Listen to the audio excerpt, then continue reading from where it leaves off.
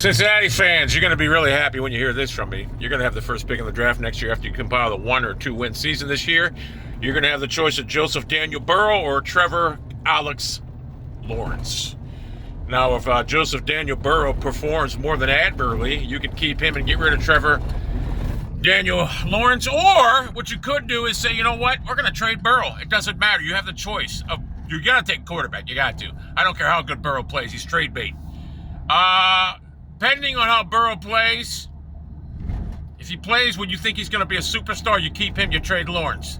If he plays where he's going to be a superstar and you think Lawrence is going to be a superstar, you keep him and you trade Lawrence still. The bottom line is this, you're set up for the future because you're going to be able to restructure and rebuild your team easily with that. So I believe the Bengals will get the first pick in the draft next year.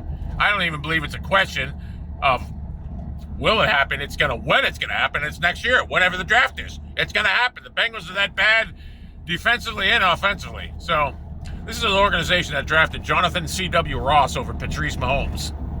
It's also an organization that took Pac-Man Jones over Charles Martin. It's also an organization that continued to go with Andrew Dalton when they could have had Patrice Mahomes. It's also an organization that was throttled by the Cleveland Browns 34-6 in the division-clinching game in 1987. It's also an organization that is followed by the Bengals fan. It's also an organization on the southern peninsula of Ohio. It's also an organization that's on the losing end of the last 4 or 5 outings against the Browns.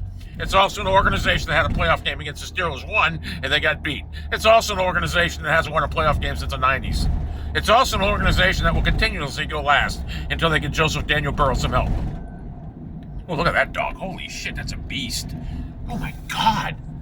These people are taking pictures of a fucking monster dog. I should have took a video. And you know what? Holy shit, that dog, it was lost. You could tell. Look, oh my God, I never seen a dog so big. It was a monster. It was like a St. Bernard monster.